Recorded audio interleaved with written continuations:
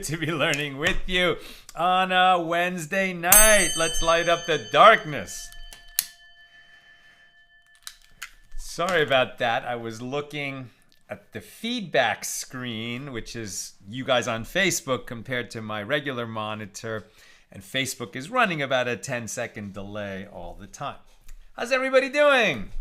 Who's in the house? Yehudit says Erev Tov, dear Nina, Sal, and everyone now back in Florence, South Carolina. Very happy to learn with you live again. Great to have you, Yehudit.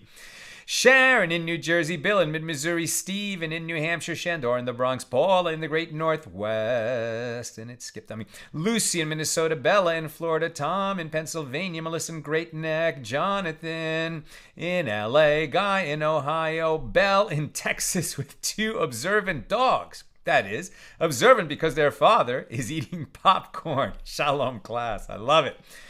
Art in Montana, Paula in Chicago, Chaim in Florida, Aoife in Florida, Marjorie in Georgia, Ella says shalom, and Frank in San Pedro. Welcome, everybody. Tonight's episode of AT Daily sponsored by Sammy Rana in honor of his mom. What a beautiful dedication. Sammy, may your mom be showered in blessings to 120, and may you be showered in blessings to 120, you and all your loved ones, and we say amen.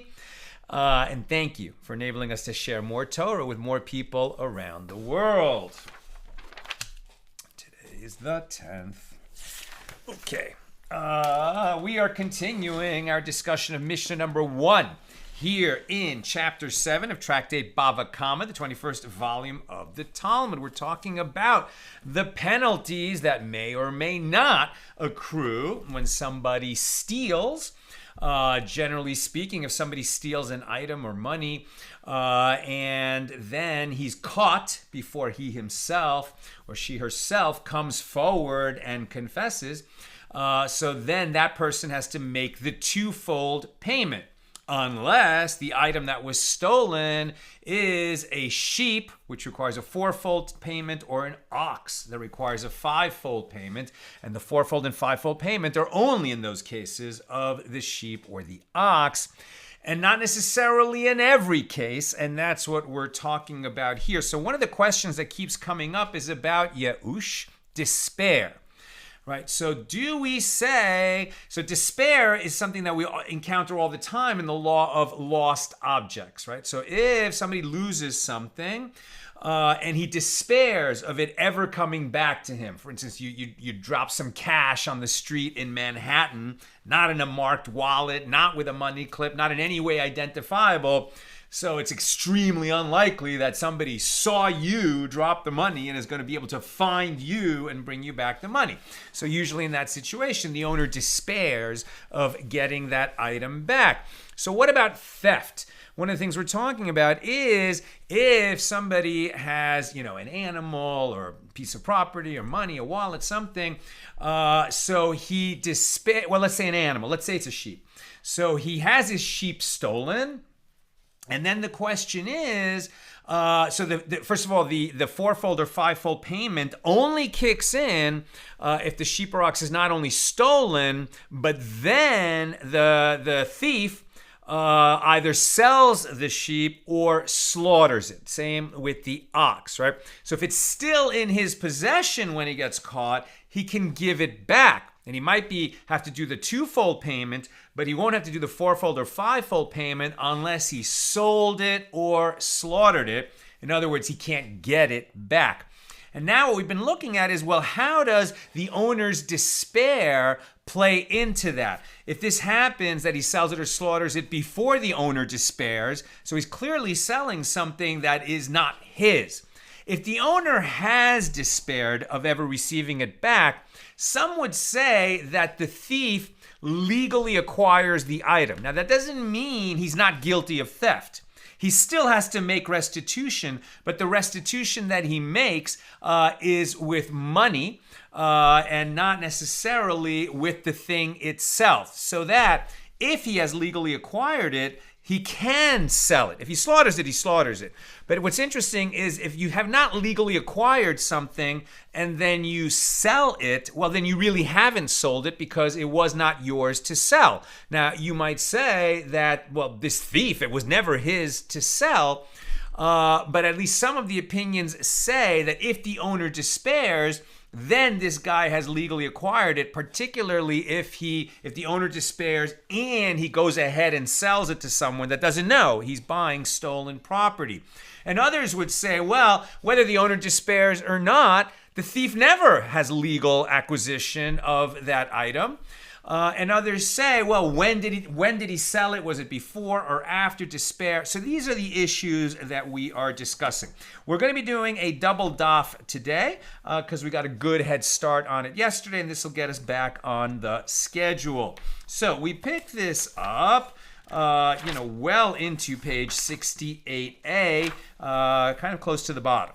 So it was stated, with regard to a thief who sells a stolen animal before the owner despairs of recovering it, that Rav Nachman says he is liable to pay the fourfold or fivefold payment, despite the fact that the sale is invalid, right? It was not his to sell, so the sale is invalid. So you might say, well, the Torah said if you steal this animal, then you sell it or slaughter it, well, the guy sold it to someone, so obviously the fourfold payment kicks in if it was a sheep. But if you're saying that he never legally acquired it so that it could be a sale, well, then there is no sale, right? It's not a valid sale. So if we can track down that purchaser, we can take it back from him because it was never really sold to him since the thief didn't have legal acquisition of the item, right? So he's liable to pay the fourfold or fivefold payment despite the fact that the sale is invalid. Rav Sheshes said he is exempt from making the fourfold payment, presumably because the sale was not a valid sale. It has to be an irreversible sale so that it would be in the same category as slaughter, as we shall see. So the two Amoraim, right, Rav Nachman and Rav Sheshes, explain the reasons for their respective rulings. Rav Nachman says he is liable to the fourfold or fivefold payment because the merciful one states with regard to this payment, quote, and slaughter it or sell it, right? Exodus 21:37. And he has sold it. There is no difference if the sale occurs before the owner despairs, and there is no difference if it takes place after despair.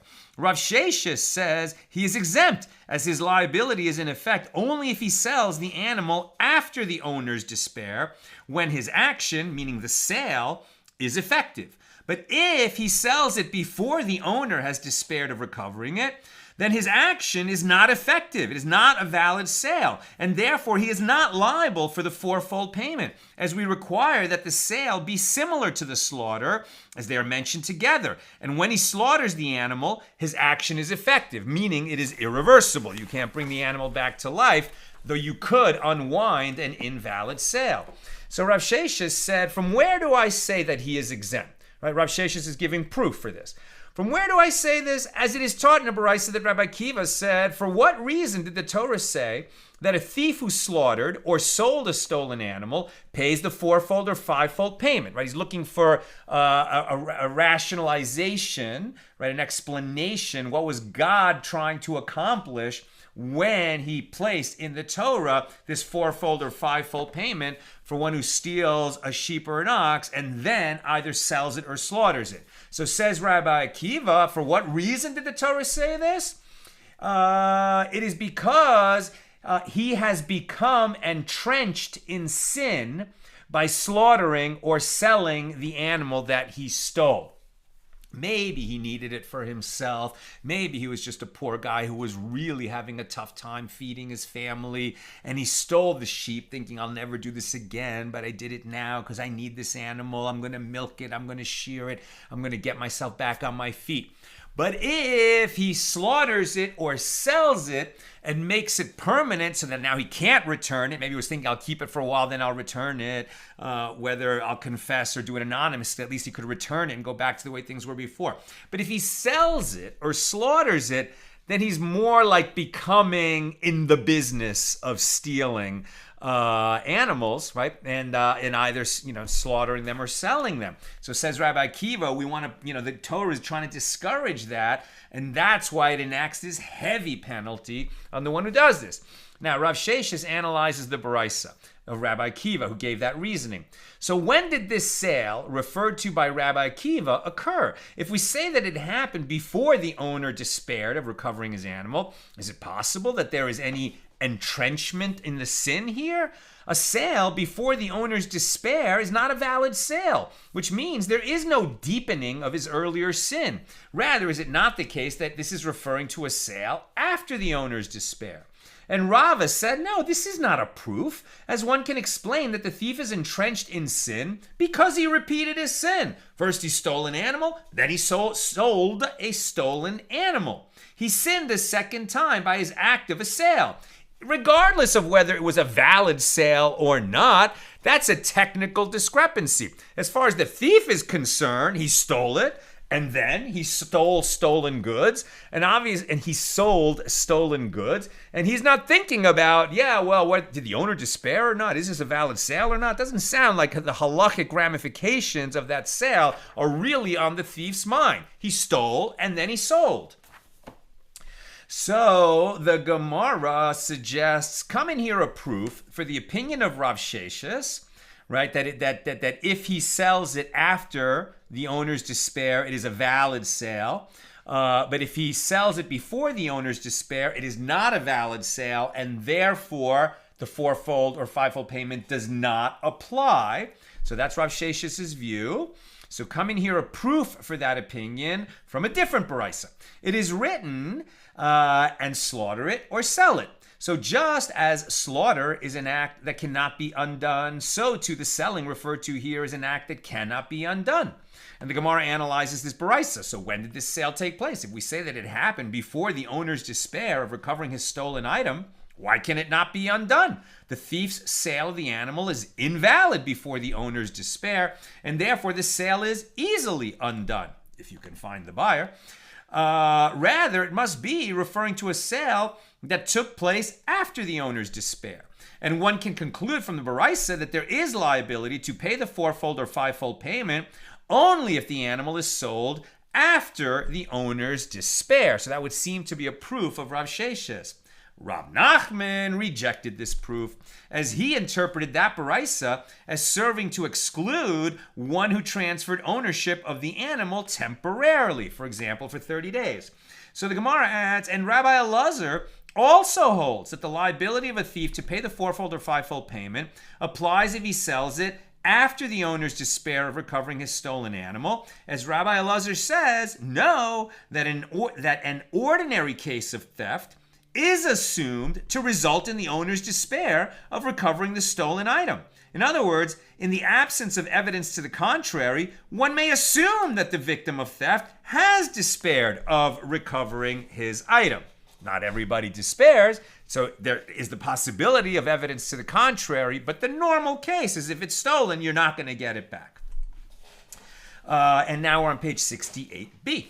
So the reason is that the Torah stated that if a thief slaughtered or sold the animal he had stolen, he pays the fourfold or fivefold payment. But why is this so? Perhaps the owner did not yet despair at the time the thief sold the animal, in which case the sale is invalid, and there should be no fourfold or fivefold payment.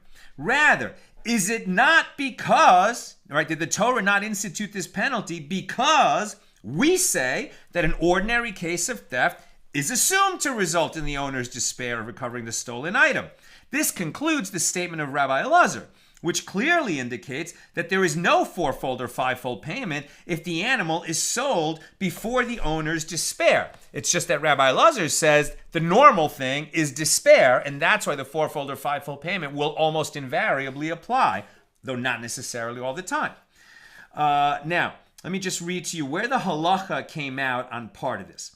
So, when an item is stolen, it is ordinarily assumed that the owner has despaired of recovering it. That did make it into the halacha.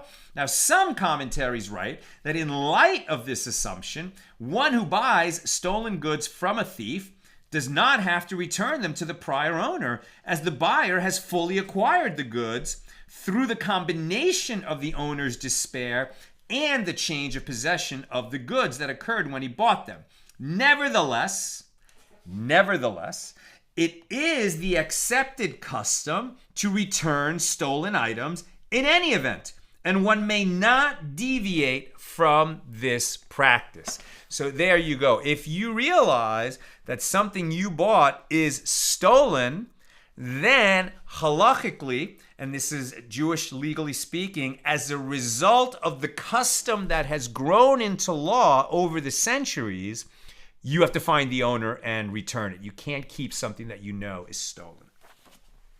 So the Gemara asks a question with regard to Rabbi Elazar's assumption.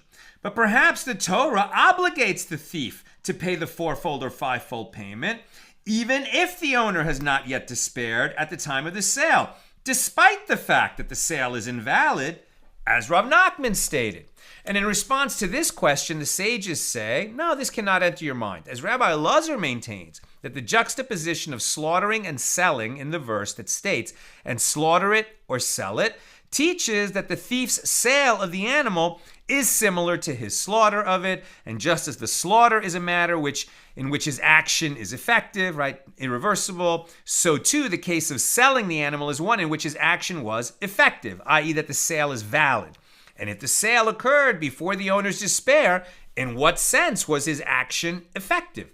So the Gemara asks another question with regard to Rabbi Elazar's reasoning. But perhaps the Torah requires the fourfold or fivefold payment only in the specific case where the animal is sold after we heard that the owner despaired of its recovery. And the sages respond to this and say, no, this cannot enter your mind either, since, as explained above, the thief's sale of the animal must be similar to his slaughter of it. Therefore, just as the thief is liable to pay the fourfold or fivefold payment for slaughtering the animal, even if he does so immediately, so too the law that he pays the fourfold or fivefold payment for selling it applies even if he does so immediately, before it is known that the owner despaired of recovering the animal. Before it is known that the owner recovered. So it's almost like you have to examine this after the fact and ask, if the owner's despair really is a factor, so when did he despair and when was the sale? And we need to know evidence of that in order to decide, what the outcome is going to be when this is litigated.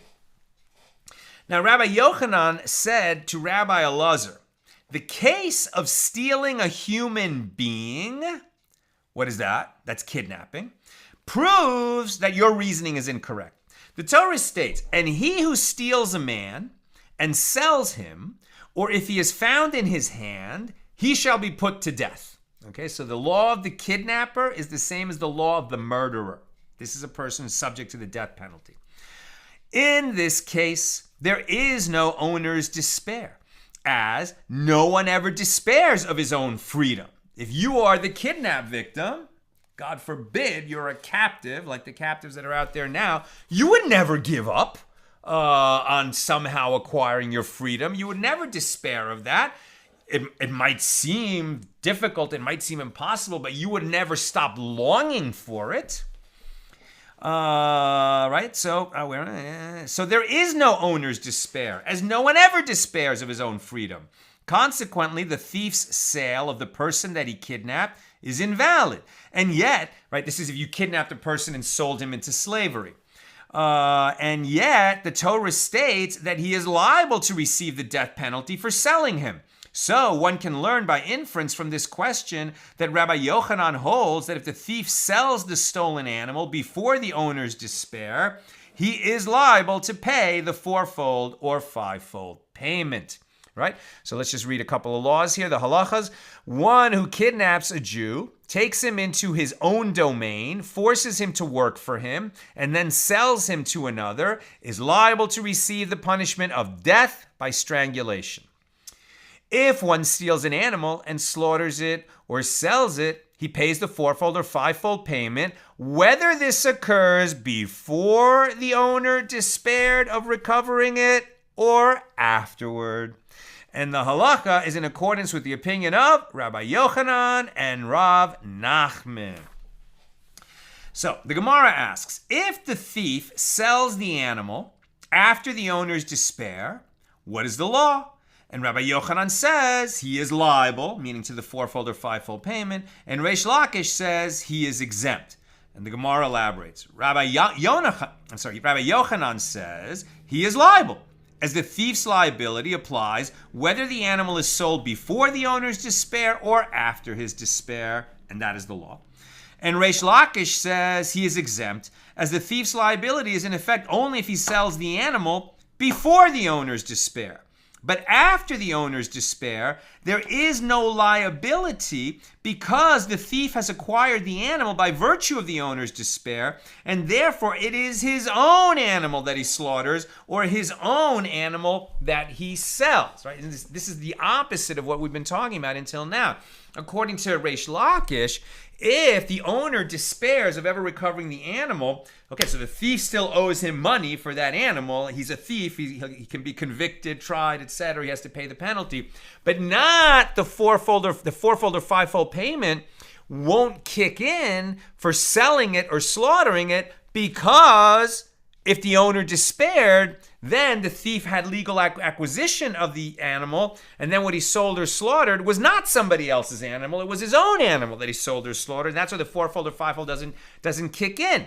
So according to Reish Lakish, the fourfold or fivefold payment only works if he sells or slaughters before the owner despairs, right? Which is the opposite of what we were talking about before, because in the case of a sale, because the sale would be invalid. But the law, I would say, thank God, is kind of what we would hope and expect, is according to Rabbi Yochanan, that if a guy steals a sheep and then whether the owner despairs, whether it's before the owner despairs or after the owner despairs, if this guy sells it or slaughters it, fourfold payment kicks in.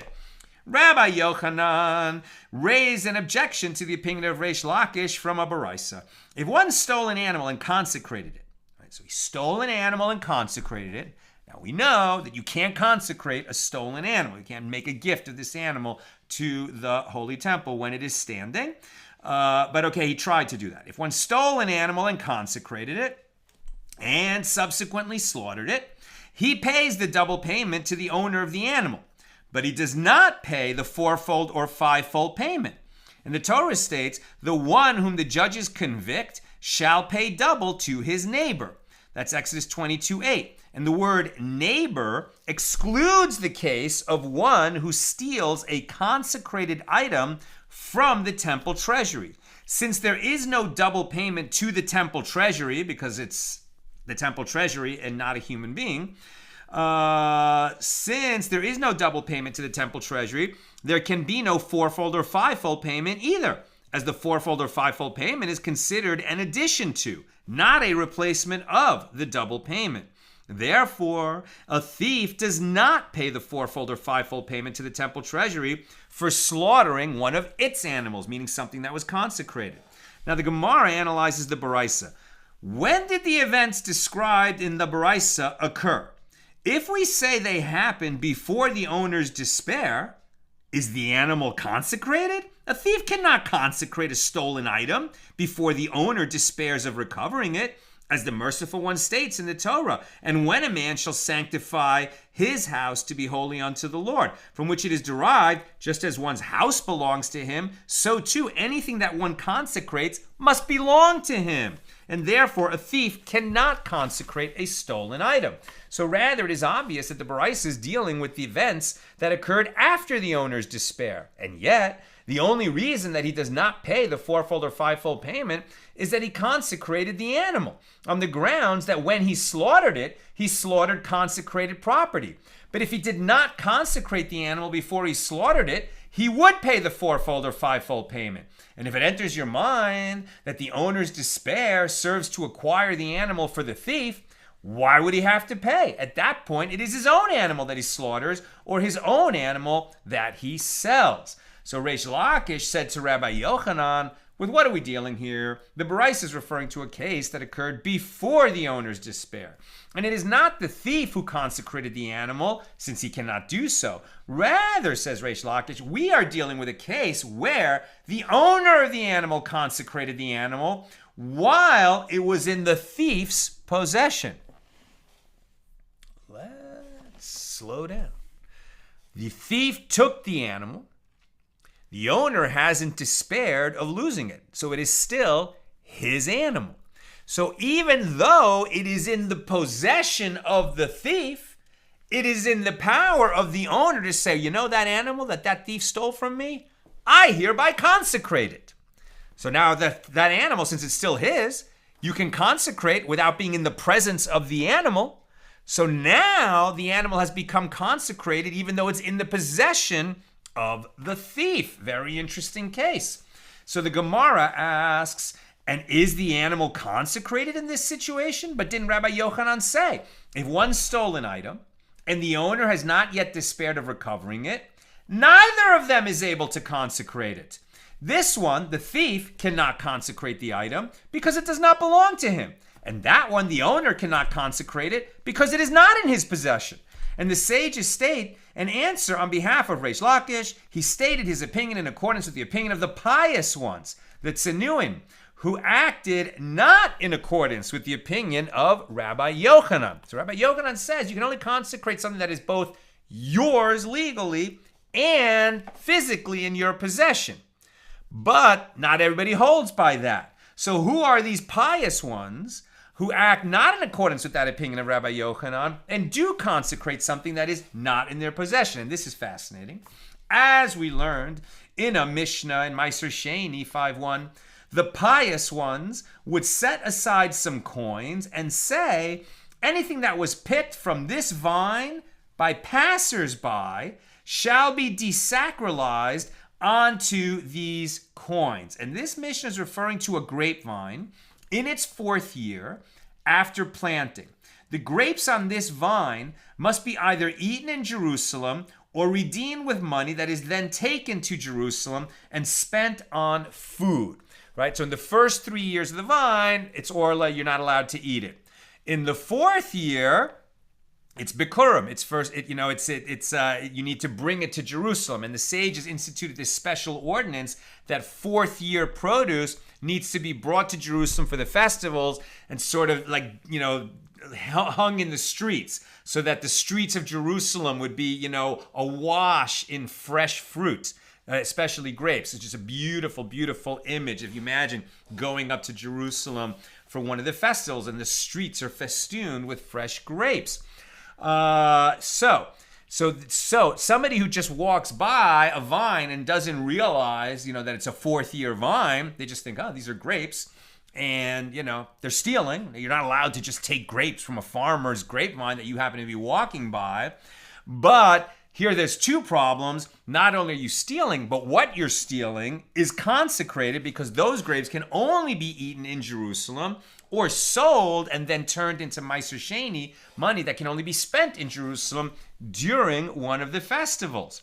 So these pious ones are actually guarding the passers-by who steal their grapes. That's how pious they are. These are really altruistic people. So the grapes on this vine must be either eaten in Jerusalem or redeemed with money that is then taken to Jerusalem and spent on food. So the fruit may not be eaten outside Jerusalem without being redeemed. And the pious ones were concerned that a passerby might help himself to some of their grapes, thereby transgressing a prohibition. Therefore, they would redeem any of their grapes that might be picked and eaten by passers-by. Evidently, these pious ones were of the opinion that the owner of the stolen item can redeem it despite the fact that it is no longer in his possession. And likewise, they would say, contrary to the opinion of Rabbi Yochanan, that an owner of a stolen item can consecrate it even though it is no longer in his possession. And the Gemara asks a question with regard to Reish Lakish's explanation of the Baraisa, that it is discussing a case where the owner of the animal consecrated after it was stolen. But the principal amount, i.e. the stolen animal itself, has returned to the owner. By consecrating the animal, the owner has exercised his ownership of it, and it is therefore considered to have been returned to him at that point, right? Like, what do you mean in your possession? Can I consecrate a sheep if I'm a gentleman farmer and I own many sheep and I have shepherds who handle my sheep for me? and they're out in the hills somewhere miles away. I don't even know exactly where my sheep are. They're being tended to by my hired shepherd. Can I say, I hereby consecrate, one of my sheep that my employee Joe the shepherd is out there watching for me? Of course I can do that. It's my sheep. I can consecrate that sheep. It's in my possession, even though it's not in my sight. But how can you compare that to where somebody stole your sheep, right? Joe is my employee. Sure, it's in my possession. But if somebody came along and stole my sheep, how can you say it's in my possession? So the argument here is, well, if I consecrate the sheep, even though the thief took it with him, now that I've consecrated it, even though I don't know where it is or where the thief has it, it's like I have exercised my ownership rights over it. So it is in my possession, and I've consecrated it. By consecrating the animal, the owner has exercised his ownership of it, and it is therefore considered to have been returned to him at that point. The thief should therefore not be required to pay the double payment, as the thief is liable for double payment only when the stolen item is in his possession at the time of the trial, right? When he's caught and it's litigated. As it states, the theft shall be found in his hand. So the Gemara answers, the Baraisa is discussing a case where the thief stood in judgment and was found guilty of theft before the owner consecrated the animal. Consequently, the liability to pay the double payment preceded the owner's consecration of his property. Now, the Gemara raises a difficulty with regard to this answer. What are the circumstances of this trial of the thief? If it refers to a situation where the members of the court say to him, go out and give the animal back to its owner. Right? You've been caught. There's the sheep. Go give it back to its owner. Why does the Baraisa then say that the thief is exempt from the fourfold or fivefold payment, specifically because the owner consecrated the animal before it was slaughtered? Even if he did not consecrate it, the thief should also not be liable to pay the fourfold or fivefold payment. And the Gemara explains, as Rava says, if the court tells a thief, go out and give the stolen item, give the stolen animal back to the owner, and instead of returning it to the owner, the thief slaughtered it or sold it, he is exempt from the fourfold or fivefold payment. What is the reason for this? Wait, what? So first of all, he stole it. Then, if he slaughters it after he stole it, he's liable to pay the fourfold or fivefold payment, right? And we saw it doesn't matter whether he does that before or after the owner despairs of it. In this case, he got caught. He came before a court. The court said, return that animal to its owner. Instead of returning the animal to its owner, he slaughters it. So he not only stole it, he also defied the orders of the court. And now you're telling me that in that situation, where it started with him stealing it, and it ended with him slaughtering it, and the only thing that we added to this is that he got caught and then he defied the orders of the court, and now you're telling me that because of that, he doesn't owe the fourfold or fivefold payment? Why would he skate on that? And the answer is because his crime is worse. That's why it doesn't apply. The fourfold or fivefold payment is a heavy monetary payment, but it creates an atonement for the thief. Once he pays that fourfold or fivefold payment, he has atoned for his transgression and he can move forward in life with a clear conscience. This guy who stole it, got caught, was ordered to return it, defied the orders of the court, and then slaughtered it anyway, the fourfold or fivefold payment is no longer available to him to make an atonement. He's in a much worse position.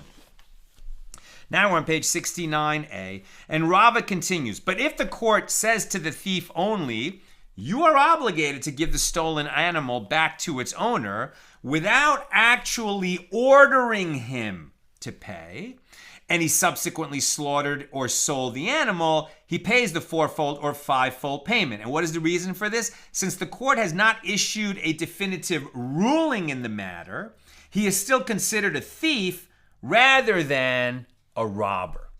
A thief is somebody who stealthily takes from another person. A robber is somebody who's brazen, doesn't care what the law is, who sees it.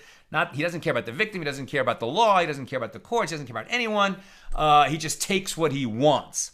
So one who defies a court order to return an actual order to return something that he stole, has been sort of upgraded or downgraded, however you want to look at it, from thief to robber, right? And that's why that fourfold or fivefold payment is not applicable for him. But if the court merely informs him, you stole something, you're obligated to give it back, they didn't adjudicate the matter, they just told him what he needs to do, then he remains a thief. And if he slaughters, now he's liable for the fourfold or fivefold payment. And the Gemara answers, no. This is not a challenge to the ruling of Reish Lakish. It is necessary for the Baraisa to state the law in a case where they say to him, only you are obligated to give the stolen animal back to its owner. Consequently, he remains categorized as a thief. Now, the Gemara returns to the matter itself. Right now, let's go. Rabbi Yochanan says, if one stolen item and the owner has not yet despaired of recovering it, neither of them is able to consecrate it. Rabbi Yochanan also said, whether he sells it or slaughters it before or after despair, the fourfold or fivefold payment kicks in. But this is something a little bit different. Now we're talking about consecration. Rabbi Yochanan says, if one stolen item and the owner has not yet despaired of recovering it, neither of them is able to consecrate it, right? He's the one who says that it has to be in your possession in order to consecrate it. And the victim of the theft, it's not in his possession anymore, and that's why he cannot consecrate it. And this one, the thief cannot consecrate because it does not belong to him, and that one, the owner cannot consecrate because it is not in his possession. And the Gemara asks, and did Rabbi Yochanan actually say this? But doesn't Rabbi Yochanan say the law is invariably in accordance with the ruling of an unattributed Mishna, i.e. a Mishna that states a halacha without citing it in the name of a particular sage, right? An unattributed Mishna is almost always the definitive law. We are on page 69a now. And there is a Mishnah of this kind in Tractate Meiser Sheni 5.1 that contradicts Rabbi Yochanan's statement. As we learned in a Mishnah, with regard to a vineyard in its fourth year, they would demarcate it with clods of earth, known as bigzozot, placed around it on the ground to alert people that they may not eat or derive any benefit from its grapes without redeeming them. That you can pay for them, but then that money, the owner of the guy who grew the grapes, can sell them for money. Then they can be eaten. But that money is Meiser Sheni. He can only use that money to go up to Jerusalem and spend it there during a festival, or donate it to the poor in the third and sixth years of the 7 year Shemitah cycle. So the Gemara interrupts his quotation of that Mishnah to explain. So this particular distinguishing mark of earth, right? So this idea was if it's fourth year grapevine, you want people to know that that's special, can only be eaten in Jerusalem or redeemed from Meiser Sheni. Okay, so you mark them. How do they mark them? With these clods of earth. So this particular distinguishing mark of earth is used because a vineyard in its fourth year is like earth. Just as with regard to earth, there is permission to derive benefit from it through its cultivation, so too with this fruit. When it has been redeemed by means of coins, it is likewise permitted to benefit from it. So the Gemara resumes its citation from the Mishnah. And a grapevine of Orla, its first 3 years when it's prohibited, is demarcated not with clods of earth, but rather with, I'm not even sure to pronounce this word, I've only ever read it. It sounds like potsherds, and I think it really means like pot shards, like broken pieces of clay, which in Hebrew is charsit, but it's spelled potsherds, S-H-E-R-D-S, so maybe somebody can tell me what's the correct pronunciation of potsherds or potsherds. Placed around it to alert people, now we're talking about Orla, that its grapes may not be eaten, nor may any benefit be derived from them at all. See Leviticus 19:23. And the Gemara explains this particular distinguishing mark is used because Orla is like potsherds. Just as no benefit is derived from potsherd, so too no benefit may be derived from this Orla. Now the Mishnah continues. So an area of graves is demarcated with lime to notify people that the demarcated area is ritually impure and will impart impurity to those who pass over it. And the reason that this particular distinguishing mark is used is that lime is white like bones. And the Mishnah further states, and one dissolves the lime in water and pours it out around the gravesite. And the Gemara explains this is performed in order that the lime should be whiter than in its non-dissolved form. Potsherd. Thank you, Tom. Okay, so the Gemara resumes the citation of the Mishnah. Now, Rabban Shimon ben Gamliel said, in what case is this statement that vineyards of the 4th year of Orla require demarcation said? During the sabbatical year. And the Gemara explains, the reason is that all fruit that grows during that year may be taken by anyone, as in that year, all fruit is considered to be ownerless property, right? So, very good. So during the Shemitah year, the sabbatical year, all produce is considered ownerless. So if you walk by and take some, there's no theft involved, but you still have to make sure that what you're taking is permitted for benefit. Right? And 4th year fruit is not permitted for benefit unless it's redeemed.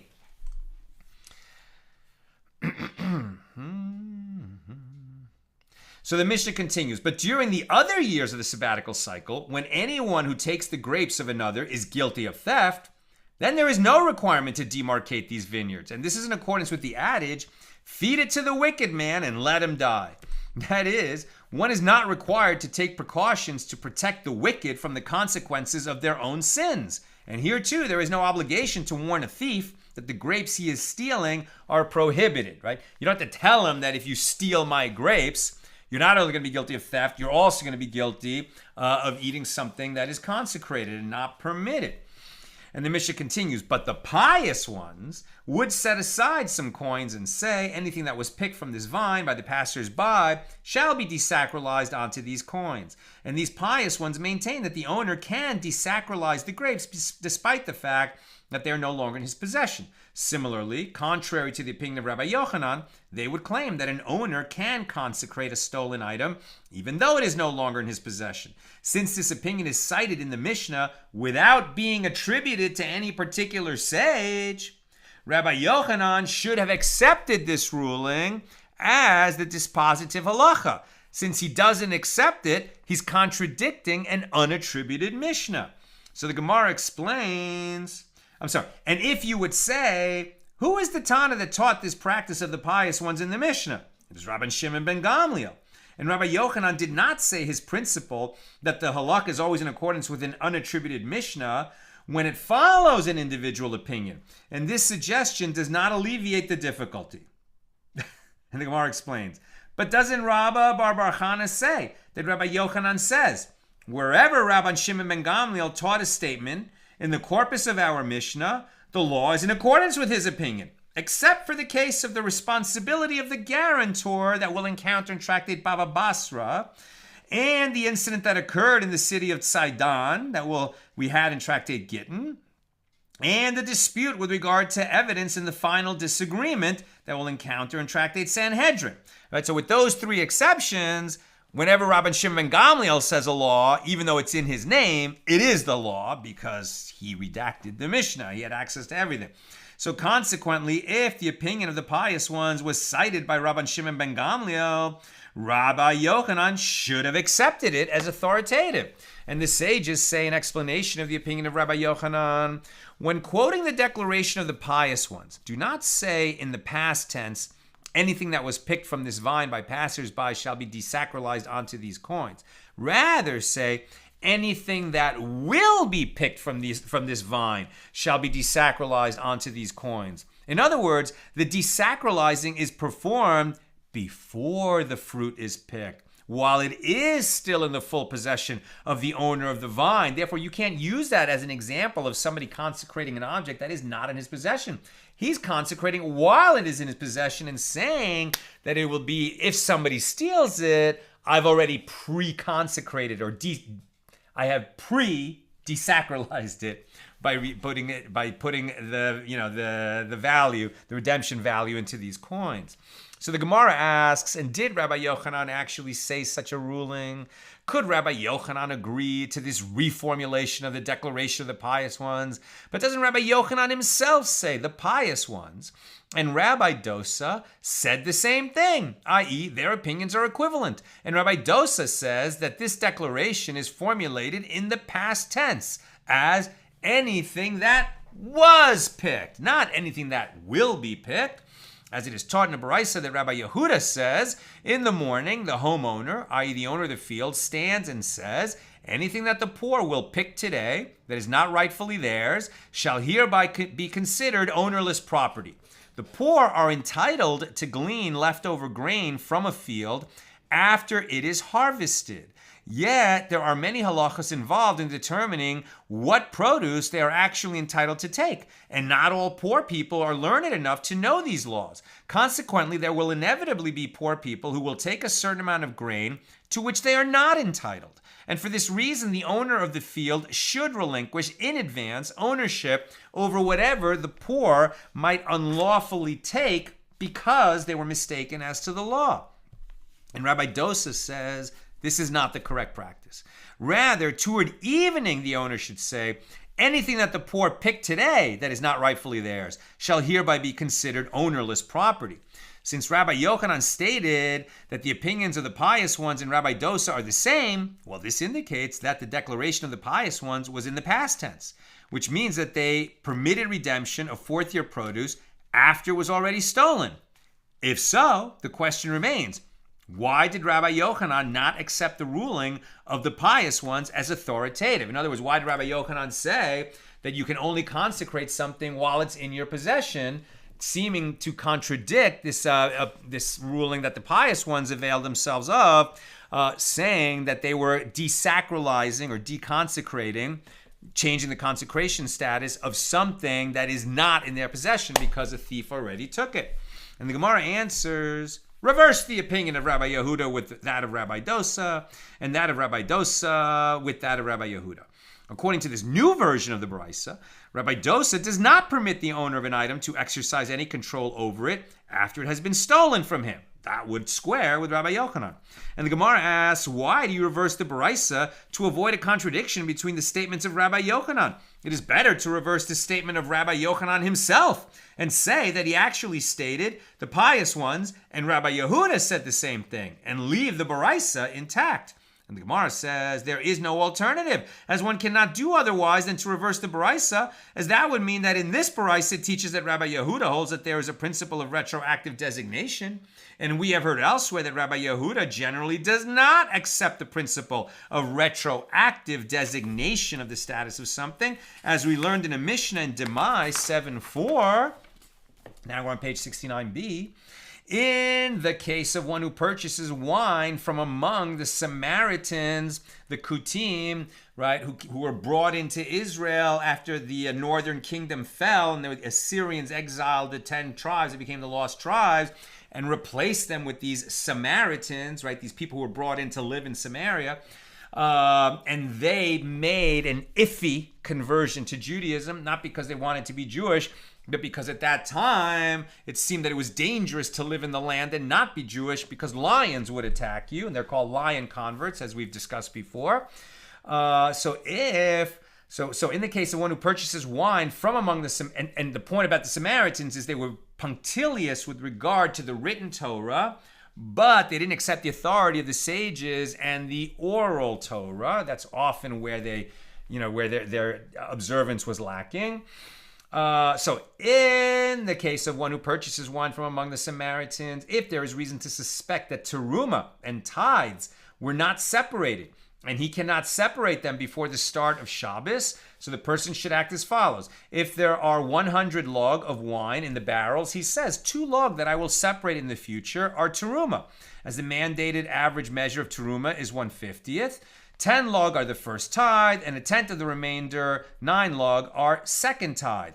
And he desacralizes the second tithe that he will separate in the future by transferring its sanctity onto money. And now he may drink the wine immediately, even though he hasn't separated terum and tithes from it. He's going to do that later. So in his mind, he's saying, I will separate the tithes later, which you're not allowed to do on Shabbos. But because he's planning to do it later, he's now able to drink this untithed wine. You can only do that if you accept the principle of retroactive designation. That later, when you take out that amount that's necessary for the tithes, you will say, I'm designating this to a bin, the Teruma and tithes that I should have taken before I drank the wine on Shabbos. That's retroactive designation. So he can do that. He desacralizes the second tithe that he will separate in the future by transferring its sanctity onto money, and he may drink the wine immediately, relying on the separation that he will perform later. This is the statement of Rabbi Meir. Rabbi Yehuda, Rabbi Yosei, and Rabbi Shimon prohibit one from doing this. The objection of these three sages is presumably that this arrangement relies on the principle of retroactive designation, as at the time of the declaration, the identity of the particular portions of the wine that will be teruma and tithes is unknown, and these sages do not accept this principle. It is apparent from this Mishna that Rabbi Yehuda does not accept retroactive designation, and therefore he cannot be the one who said that the owner of the field may issue his declaration of relinquishment in the morning before it happens. And that's why Rabbi Dosa said, as we saw, you do it in the evening, whatever the poor picked that they shouldn't have picked, I hereby make it ownerless so that they could take it. So the Gemara says, ultimately, why do you reverse the Baraisa that contains the opinions of Rabbi Yehuda and Rabbi Dosa? It is because there is a difficulty due to the contradiction between one statement of Rabbi Yehuda and another statement of Rabbi Yehuda. Now, too, although you have reversed the Baraisa, you have a similar problem, as there is a difficulty due to the contradiction between one statement of Rabbi Yochanan and another statement of Rabbi Yochanan. As you said, according to the opinion of Rabbi Yochanan, do not say that anything that was picked from the vine by passers-by shall be desacralized onto these coins. Rather, say that anything that will be picked from this vine shall be desacralized onto these coins. Now, do not say that anything that was picked, rather say anything that will be picked. Apparently, Rabbi Yochanan here accepts the principle of retroactive designation, but it is established that Rabbi Yochanan does not accept the principle of retroactive designation. As Rav Asi says, that Rabbi Yochanan says, brothers who divided property, another proof that he doesn't accept retroactive designation, brothers who divided property received as an inheritance are considered purchasers from each other. And as purchasers of land, they must return the portions to each other in the Jubilee year, every 50 years in ancient Israel, when all the land would go back to its ancestral holding, at which point they may redistribute the property as they inherited it, but they have to go through this process.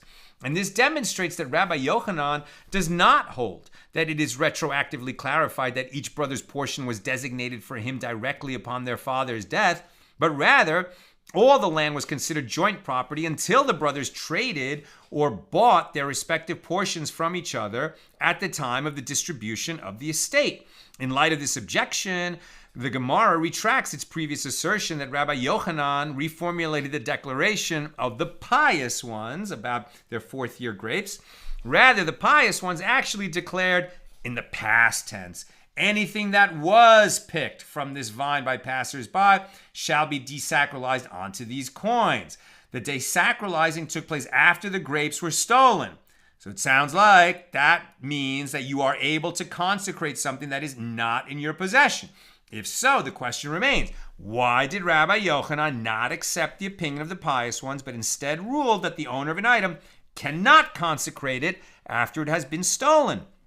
And the Gemara answers, Rabbi Yochanan found a different unattributed Mishna, which contradicts the opinion of the Pious Ones. As we learned in the Mishna here, on page 62b, just a week ago, one who steals an item after a thief has already stolen it, i.e. one who steals a stolen item, he does not pay the double payment to the thief or to the prior owner.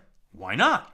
Granted that he does not pay to the first thief, as the verse states, and it was stolen from the house of the man. If the thief shall be found, he shall pay double, which indicates that the double payment applies in the case of an item stolen from the owner, but not to an item stolen from the thief's house. But let him pay the double payment to the owner, as it presumably still belonged to the owner when the second thief stole it. Rather, must one not conclude from this that a stolen item is not under the full jurisdiction of either the owner or the thief? It is not under the jurisdiction of this one, the first thief, because it does not belong to him, and it is not under the jurisdiction of that one, the owner, because it is not in his possession. Therefore, neither of them can consecrate the stolen item. That's Rabbi Yochanan's opinion. So the Gemara asks, granted, I'm almost done. Questions or comments, please get them in. And the Gemara asks, granted that this unattributed Mishna disagrees with the Mishna that cites the Pious Ones. But what did you see that led you to follow that unattributed Mishnah, the one that discusses the double payment? Let Rabbi Yochanan act, i.e. rule, in accordance with this unattributed Mishnah, which states the practice of the Pious Ones. On what basis did he choose one Mishnah over the other? And the Gemara answers, Rabbi Yochanan followed the Mishnah that discusses the double payment because there is a verse that supports it. And when a man shall sanctify his house to be holy to the Lord, Leviticus 27:14, from which it is derived, just as one's house is in his possession, so too anything that one consecrates must be in his possession, to the exclusion of items that have been stolen from him. That's where we'll stop, and we'll pick it up tomorrow on page 69b at the regular Thursday time, 6 p.m. Pacific. Okay, a few questions. Lucy, how do you know the owner despairs? Are there criteria for this? Is it a question of time? And that's why they were saying that in the ordinary course of things, as soon as something is stolen, if it's the type of thing where it's very rare that it would ever be recovered, we can say that the owner despaired. Do we have to ask him? When did you despair? Did you despair? Or is there some kind of legal assumption? We haven't really learned that yet, right? We haven't learned, we know what despair is and what the consequences or non-consequences are when the owner despairs. But when can we say that an owner has despaired? What are the actual elements of despair? We don't know yet. Very good question. Sharon, not trying to be cute, but what about a goat? Seems equally as intrinsic in usage as a sheep, perhaps more as it gave milk as well. Agreed. But it seems that the Torah only specified sheep for fourfold payment and ox for fivefold. And as we learned a few days ago, and it's only those where that kind of payment applies. So a goat would just be in the category of any other animal or property that if the thief steals it and gets caught, he has to make the twofold payment, but not the 4 or 5. Shandora, what if he was talking with his friends at the gates and says he's consecrating this great ox he has at home in his domain, and he doesn't know someone stole his ox? Then it could be both consecrated and stolen. Right, so it's a great question. So he thinks it's in his possession, but it's not. So if you subscribe to Rabbi Yochanan, who says you cannot consecrate something that is not in your possession, it would seem that he thought he consecrated it, but it was just a mistake because it was no longer in his possession once the thief took it.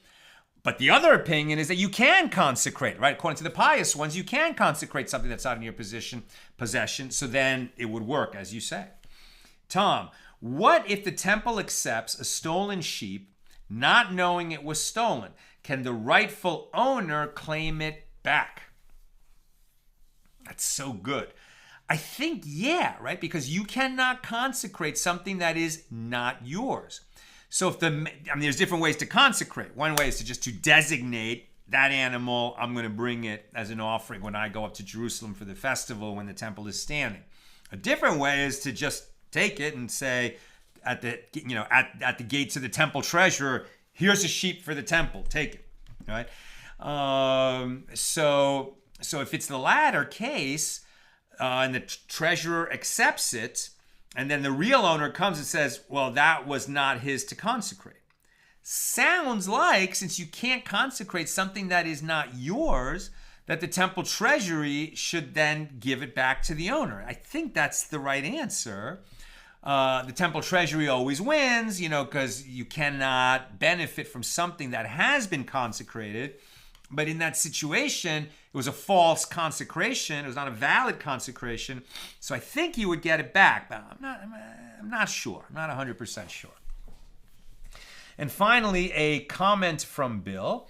So I know it's strange at first blush to say the pious ones were concerned about the spiritual health and welfare of those stealing their grapes. However, in my experience, growing up in an agricultural region, there was I guess you would call it an understanding rather than a tradition, that people would from time to time sneak anything that was at the edge of the field.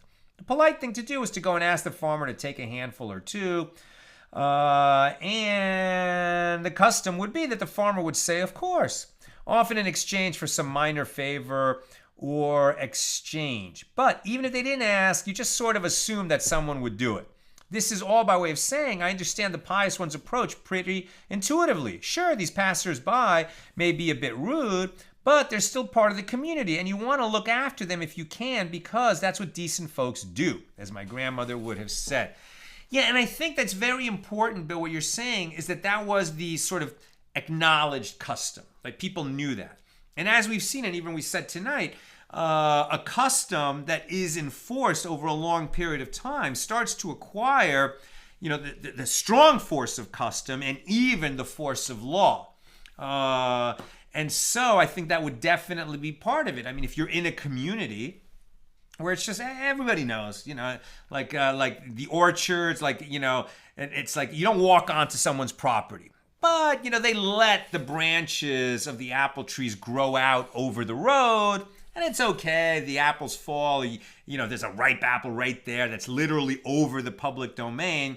I don't think, by the way, that legally, just because it's over the public domain, you're permitted to take it. But maybe in that community they were, right? And everybody knows that. And then the interesting question would be, well, if somebody from that community goes to, Sodom, right? It goes to a place where they don't have that practice, and he makes that mistake. How culpable is he going to be, and how are the local judges going to adjudicate that? I think is an interesting question. That's what I've got for us today, and with God's help, we're together again tomorrow, Thursday at the regular time, 6 p.m. Pacific.